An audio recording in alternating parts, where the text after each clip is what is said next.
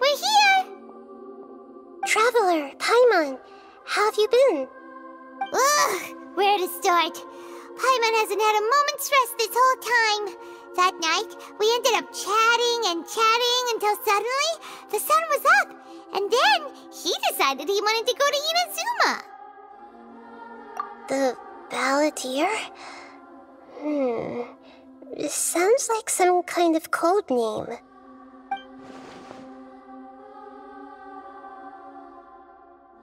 You look troubled. Is there something you need to tell me?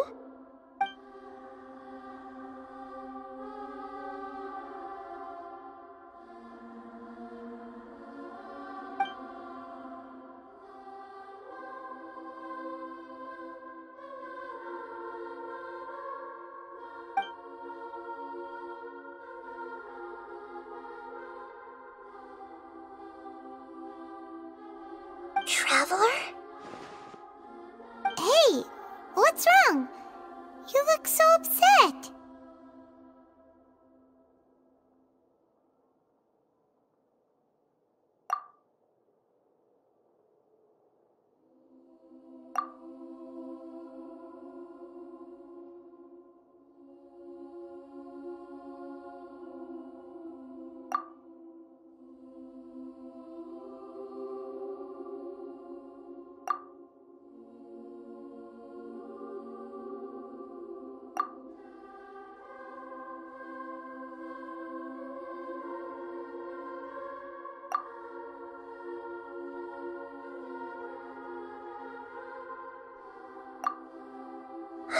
That's quite a story. So, this puppet known as the Balladeer erased himself from Irminsul, hoping that he could change the past. But how was he even able to do that? As the traveler said, he very nearly became Sumeru's deity.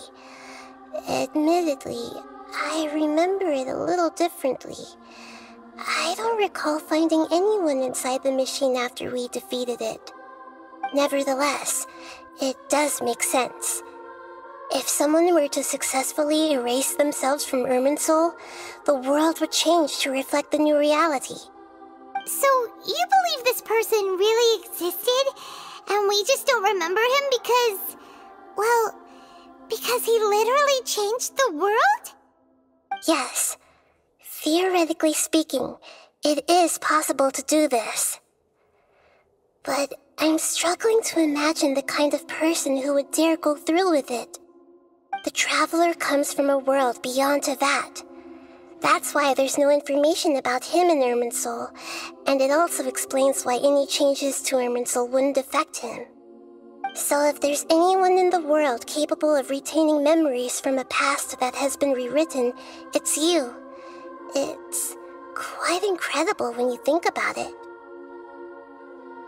Paimon's having a hard time understanding this Balladeer guy's motivations. Why did he do it? I can only make inferences based on the information we've been given. As for what kind of person he was, only you remember that.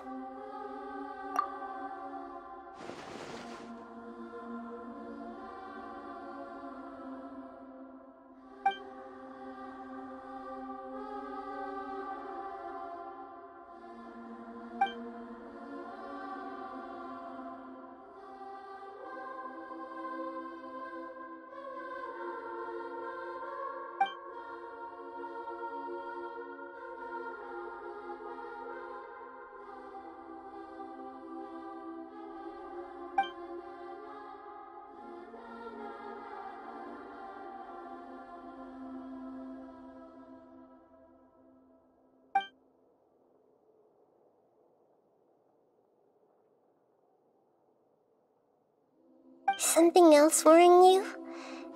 Something that you can't share?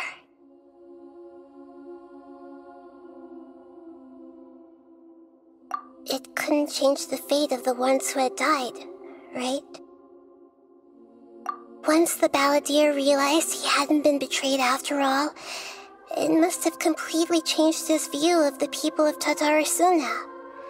Now he saw them as friends again. He couldn't keep hating humans after that. And if he thought there was a chance he could save his old friends, it would be hard not to try. The story makes sense, every part of it. The balladeer tried to achieve godhood with the doctor's help. He was unsuccessful, but retained the power to connect with Irminsul. That power then enabled him to change what was recorded in Irminsul and erase himself, even though he didn't have much strength left. Yeah, it does make sense, but it still ended in tragedy for his friends. It just feels so hopeless. He gave everything to do this, but it seems like he got nothing in return.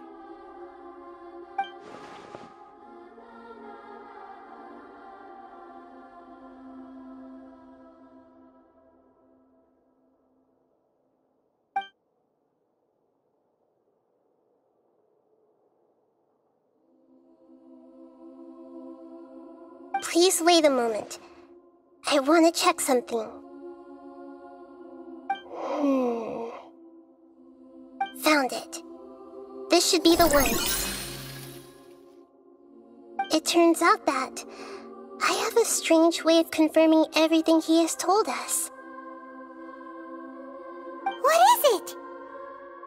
A record from a personal collection. It was tucked away in a corner. You should take a look.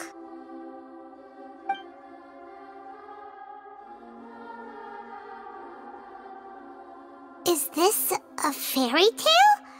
Who wrote it? I authored this record myself. Huh? You wrote a fairy tale that somehow has something to do with the balladeer? When combined with the traveler's narrative, it's clear that this story is an allegory. Everything in it is a symbol for something else. Hold on. So this record survived from the past? Yes. Any information about the balladeer or the kabuki mono and other records will have been changed. But I wrote this story in a way that means it was left intact. Changing the information in Irminsul changes to that. But Irminsul can't change information that was well hidden in advance. I guess I must have written this story as a backup before the balladeer entered Irminsul. That's incredible! What a great idea! And sending the traveler into Irminsul with the balladeer must have been a further precaution. I knew he'd remember everything. This story is abstract enough that it still resonates with the present information recorded in Irminsul. But if we connect all the different pieces together, the true story that emerges is the one he told us, the now erased life of the balladeer.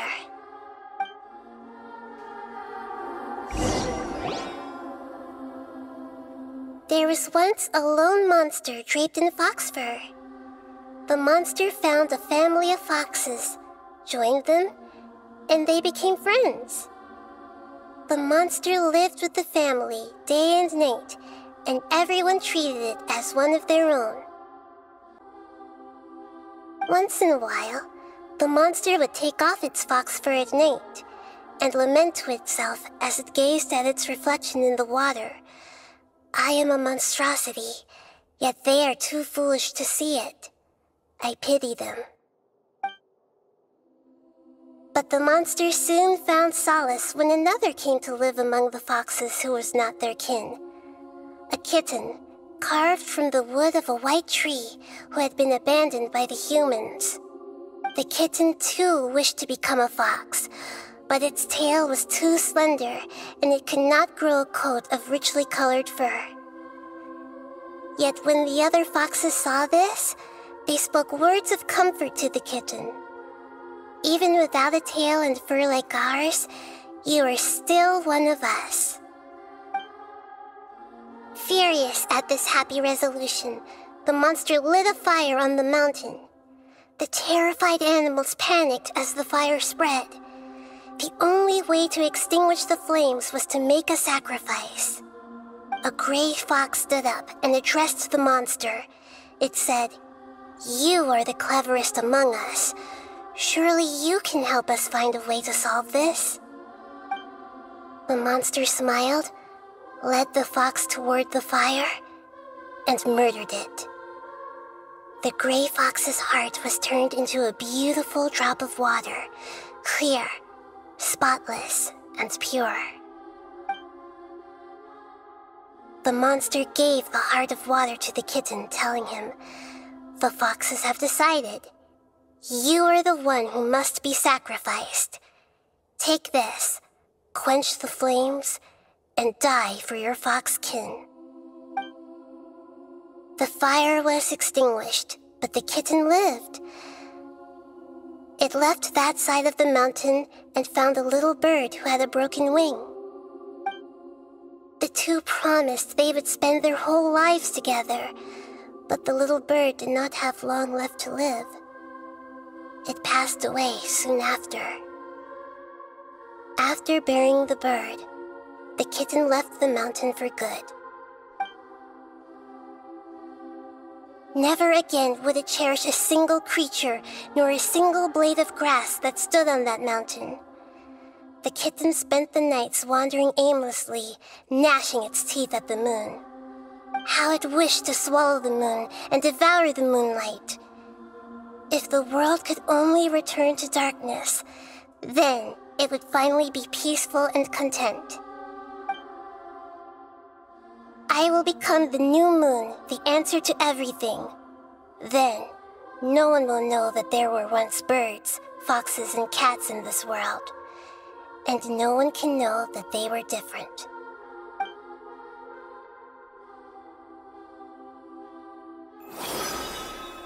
We solved it! I remember now. This is not just the Balladeer story. It is his very own memories. I made a backup so that it would be preserved no matter what happened. To become a god, he was experimented on and modified countless times. It was brutal torture, and the only reason he was able to survive is that he was a puppet. This memory was extracted from him by the scholars. Presumably, they kept it to have something to defend themselves with. Creating a deity was just the first step. Some of them wanted to be able to control it.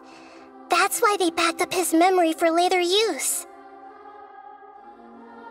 I buried it deep inside one of my own dreams, and then hid it inside an allegorical story so that it wouldn't be altered. It's hard to believe that this person really existed, let alone that he tried to get rid of us on more than one occasion. Paimon has no memory of him at all. He completely vanished like a puff of smoke. The Balladeer agreed to help me look for information about the Descenders, and although he was unsuccessful, he still helped you. Before he vanished, he confirmed an important detail, that Conria was where your twin first came into this world. We still don't know how the change to Irminsul will affect the senior ranks of the Fatui, but in all likelihood, they won't even remember their own Harbinger.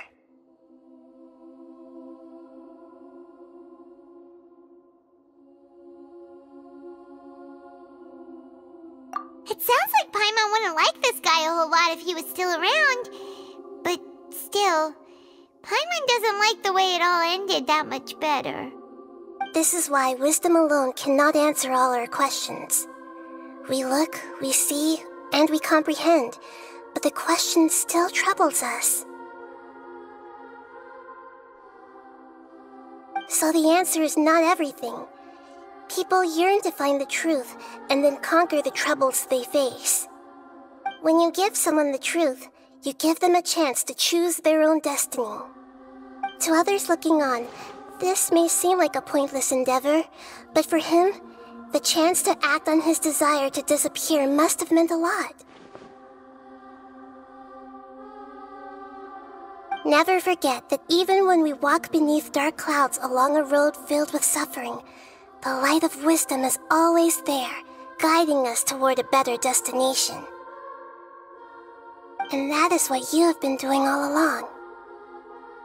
Yeah, Nahita's right. Cheer up. How about we go get something to eat? We can pick up this heavy conversation again later. Good idea.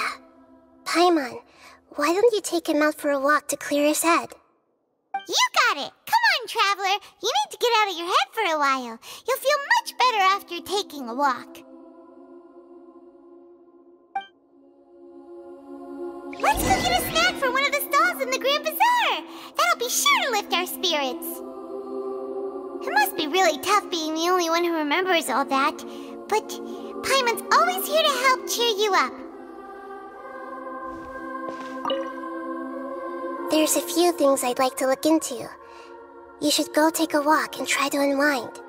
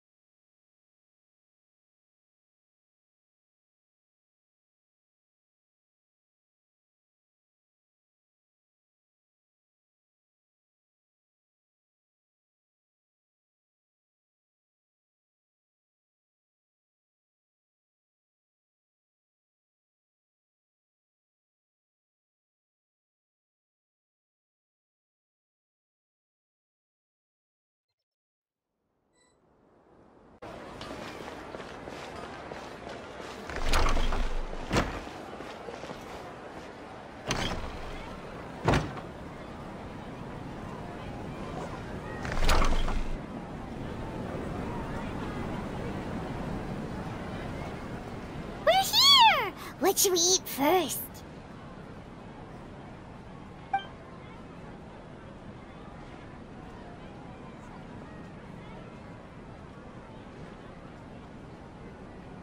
Hey, are you gonna answer or what?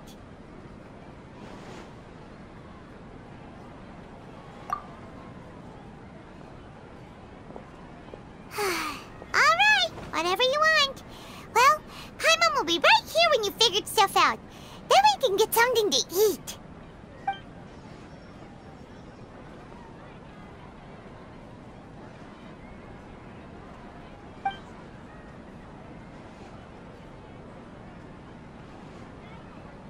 What is it? Have you figured it all out?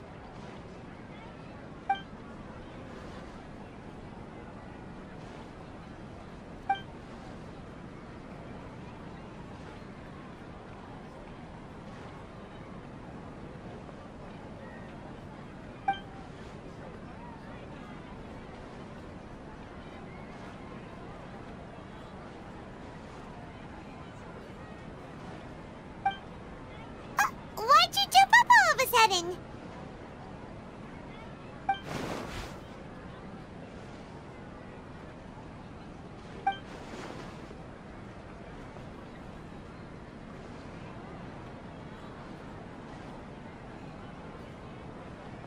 Excuse me, boss. There seems to be a small problem with the last bill. Look, here.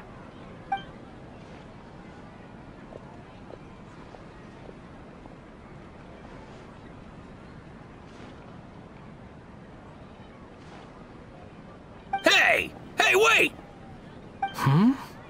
You mean me? No, not you. That kid! Didn't you see? Little rascal grabbed my last 2 fresh Sunsettias and ran off. Look, if you're gonna help out here, you can't keep spacing out, okay? What is it? The work's too boring for you? Or has the big city got too many distractions? I wasn't paying close enough attention. Sorry, boss. I think you're right. Maybe it's the city. It's so exciting. It can be hard to focus. Who's that guy? You know him or something? He's who? You're a strange one, kiddo. You say you don't want any money for helping out here, and then when I actually give you some work to do, you keep letting yourself get distracted. I don't want to take advantage, so I'm happy to pay you what I'd pay anyone else. But if you keep acting like this, pretty soon I won't be able to afford to. No, please.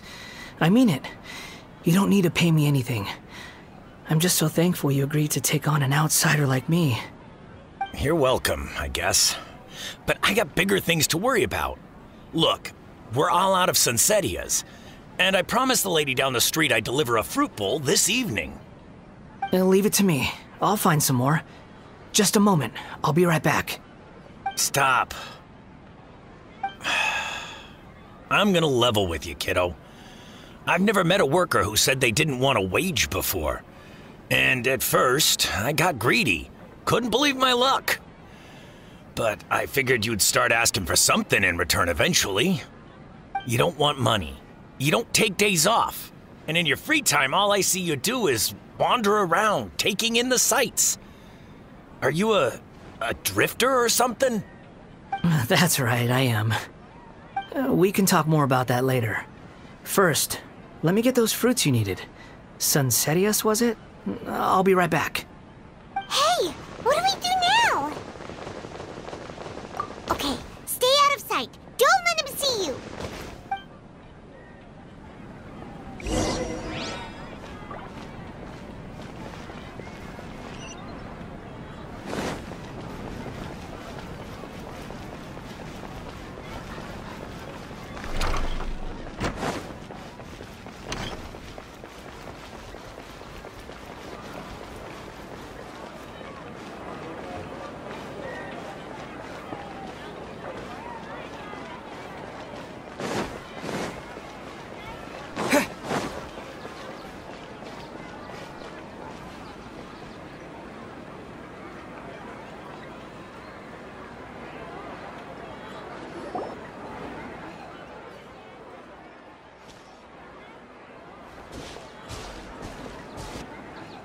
Yeah, this'll do. Even though you say he's the balladeer, what are we planning on doing? Stealing his Sunsetias? Isn't that a bit too cruel? Oh, all right. This should be enough. Guess I should wash them before I take them back.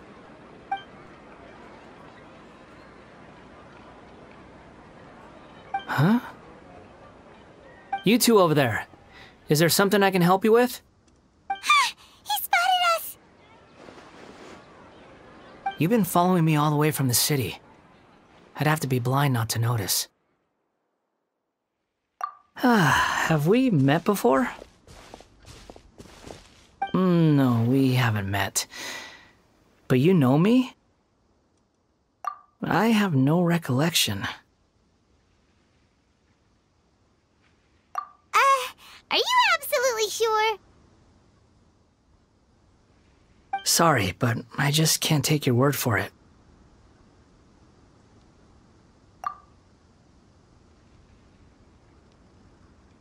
A puppet? What makes you think that?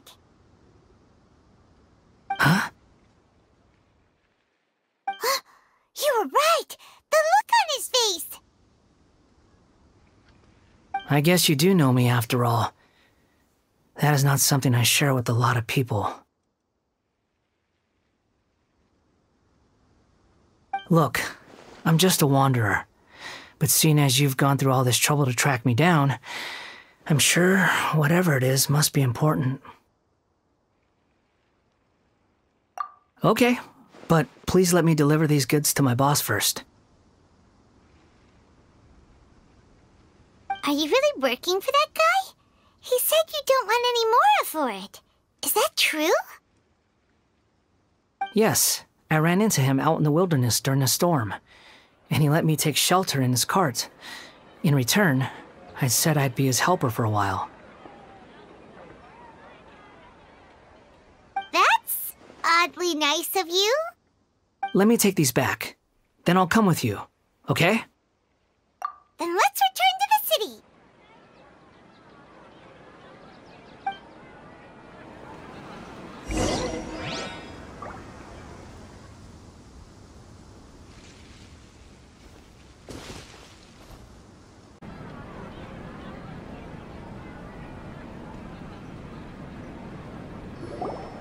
Here you go, boss. I'll leave them right here. Oh, you really went and picked some more. Who are these two? Something's come up, and they need to borrow me. Sorry, boss. I'm afraid I'll be away from the stall for a while. I was just about to pay you anyway. Go wherever you want, kid. Don't waste your time here. What? I get it, okay? You just wanted to help me out, to thank me for giving you shelter from the rain that day.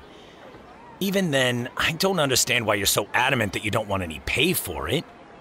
But look, it was pouring down, and there you were, sauntering along without a care in the world, like you had nowhere to be and didn't even care that it was raining. Imagine you were me for a second. It's a little weird, right? Why is this guy traveling during a rainstorm if he's not trying to get somewhere? And why is he taking a shortcut through the open country if he's not even in a hurry? But anyway, taking you in didn't put me out even slightly. You don't owe me a thing for it. Certainly not all this.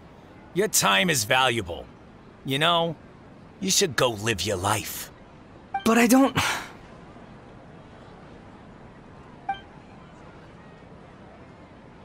No, you're right.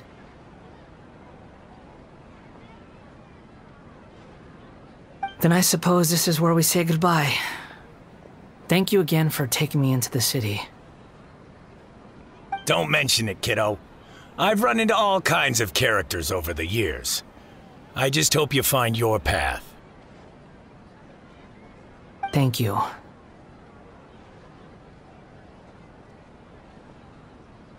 All right, done. Thanks for waiting for me. We can go now.